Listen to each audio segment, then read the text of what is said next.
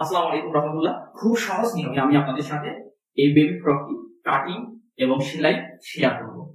এই পোশাকটিতে কাপড় আছে 2 হাত বহরের, মোট 1 গজ 9 গিরা পরিমাণ। লম্বা তৈরি করতে হবে 25 ইঞ্চি, বডির মাপ আছে 26 ইঞ্চি। তো আপনারা যদি আমাদের চ্যানেলে নতুন হয়ে থাকেন, অবশ্যই আমাদের চ্যানেলটিকে সাবস্ক্রাইব করে পাশে থাকবেন নতুন নতুন ভিডিও দেখার জন্য। ভিডিওটি যদি ভালো লাগে লাইক দিয়ে উৎসাহিত করুন, এবং আপনাদের যদি এই পোশাক তৈরি করতে কতটুকু বেবির জন্য কতটুকু কাপড়ের প্রয়োজন হবে যদি জানতে ইচ্ছুক হন, তাহলে কমেন্টের মাধ্যমে জানিয়ে যাবেন, আমরা যথাসময়ের মধ্যে উত্তর দেবো ইনশাআল্লাহ। চলুন তাহলে শুরু করা যাক। এখানে কাপড় আছে 1 ভাঁজে 2 পার্ট, আর একটা ভাঁজ দিয়ে নিচ্ছি, তাহলে হচ্ছে 2 ভাঁজে 4 পার্ট। এখান থেকে পুট গোলা নেব 2 ইঞ্চি থেকে 2 সুতা কম। এরপরে এই জায়গা থেকে এখানে পুট লাইন বা শোল্ডার এটা নিচ্ছি 5.25 ইঞ্চি, 9.5 ইঞ্চি আছে শোল্ডার, এই কারণে এখান থেকে এখানে 5.25 নিয়েছি পুট লাইন বা শোল্ডার। এখান থেকে এখানে মহড়া বা আরমহল 4.5 ইঞ্চি। এখান থেকে এখানে ফিতা দিয়ে নেওয়া যাবে। এখান থেকে এখানে বডি মাপ আছে 26, তাহলে নিতে হবে 6.5 ইঞ্চি। 1 ইঞ্চি সেলাইয়ের জন্য যোগ 7.5 ইঞ্চি। এরপরে গোলার লম্বা 3.25 ইঞ্চি পরিমাণ। এখান থেকে এখানে 2 ইঞ্চি গোলা লম্বা, মানে পুট গোলা। এখান থেকে এখানে উপরে কাপড়টা অর্থাৎ শেষ তো আছে 9 ইঞ্চি, 1 ইঞ্চি বেশি নিতে হবে 10 ইঞ্চি। বডি লাইন যতটুকু, কমন লাইন তার চেয়ে 1/2 ইঞ্চি কম। এখান থেকে এখানে 1 ইঞ্চি নেওয়ার পরে এইভাবে রাউন্ড করে দিতে হবে। এটা হচ্ছে বন্ধের সাইড, এটা হচ্ছে খোলা সাইড। তবে কাপড়টা এখন আমরা কাটিং করে নেই। এখন কাটিং করে নিচ্ছি।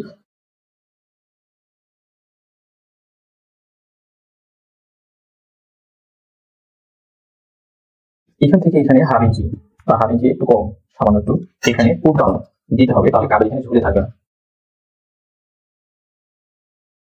প্রথম অংশটা এভাবে কেটে নেওয়ার পরে এইভাবে এখন সরানো হবে। সরানোর পরে এই পাশে সলটাটা রাখতে হবে। এখান থেকে এখানে ডাউন করে এই মোড়া পর্যন্ত, এই মোড়া পর্যন্ত এইভাবে দিকে রাউন্ড করে এই পর্যন্ত কেটে দিতে হবে।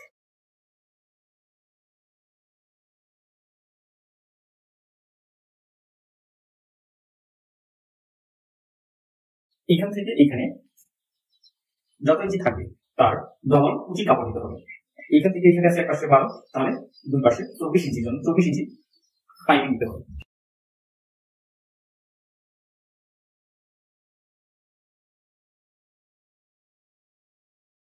এখানে কোমরের লাইন যত ইঞ্চি হবে তার চেয়ে 2 বেশি দিতে হবে। আর এক্সট্রা কাপড় যেটুকু আছে এটুকু দিয়ে বেল বা অন্যান্য কাজ করা হবে। উপরে কাপড়টা চলে গেছে আমাদের 9 ইঞ্চি, আমাদেরকে 25 ইঞ্চি তৈরি করতে হবে। অর্থাৎ এইদিকে 9 ইঞ্চি থাকবে, উপরে কাপড়টা এখান থেকে 25 ইঞ্চি, সেলাই জন্য 1.5 ইঞ্চি বেশি।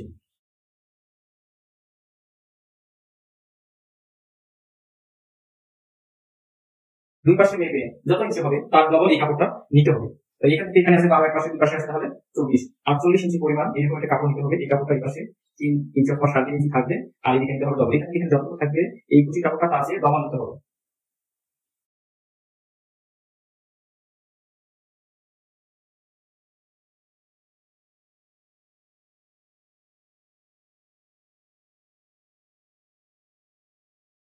কাপড় এখানে যারা পাইপিং দিব, এই পাইপিং এর কাপড় এটা বাঁকা করে কাটি নেওয়া যাবে, আড়াই করে কাটি নেওয়া যায়, তখন সোজা করে নিতে হবে।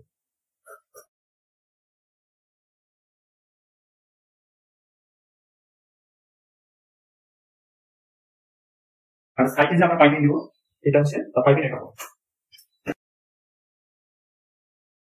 হচ্ছে পাইপিং কাপড়।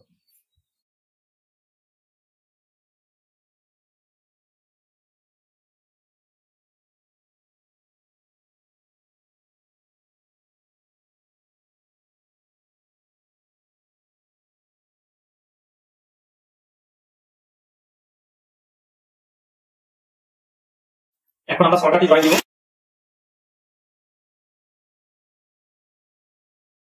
এই কাপড়টা সোজা দিক, এই কাপড়টা উল্টা। আমার হাতে যে পটি কাপড়টা আছে এটা সোজা দিক, এই পটি কাপড়টা নিচে দিলাম, এভাবে দিয়ে এখানে আমরা ছেড়ে দিব।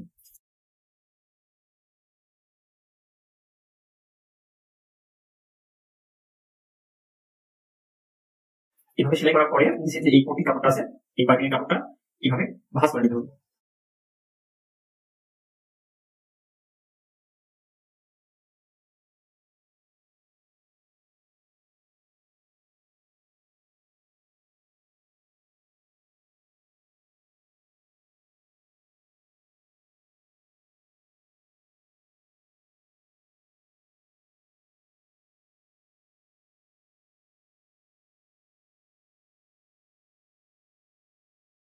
পাইপিং কাপড়টা সবসময় উল্টা দিকে দিতে হবে।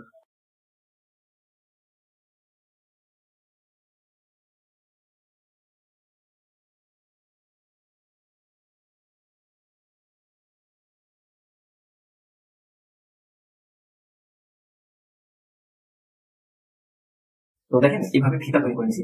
এইভাবে ফিতা তৈরি করে নেওয়ার পরে এই ফিতাটা এখানে এখন জয়েন করতে হবে। তো কতটুকু দূরে জয়েন করবো, তো খুব সুবিধাতে আপনাদের সুবিধাতে এইভাবে স্কেল, আমি স্কেল অর্থাৎ এই ফিতাটা থেকে সোজা করে স্কেলটা এইভাবে দিব।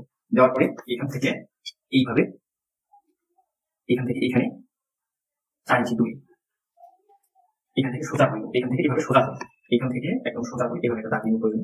এখান থেকে এখানে 4 ইঞ্চি দূরে, এই যে 4 ইঞ্চি 2.2 এখানে ফিতা লাগাবো। তো এখানে ফিতা লাগাবো, একটু চিহ্ন দিয়ে নিচ্ছি।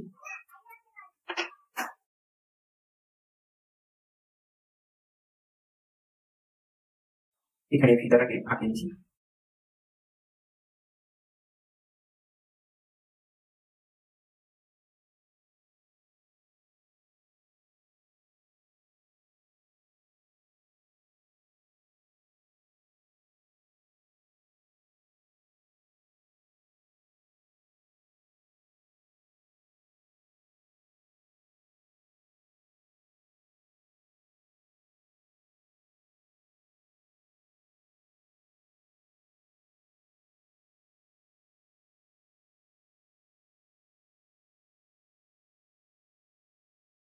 এভাবে টেকিং সেলাই দিয়ে নিতে হবে, যে কোনো ফর্মকে কিভাবে টেকিং সেলাই দিয়ে নিতে হবে। এখানে ভালো দেখা যাবে। তো আমাদের অবশ্যই যখন আমরা প্রয়োগ করবো এভাবে টেকিং সেলাই দিয়ে এগুলো দেখেন শুরু দিকে যেভাবে এদিকে মোটা হবে।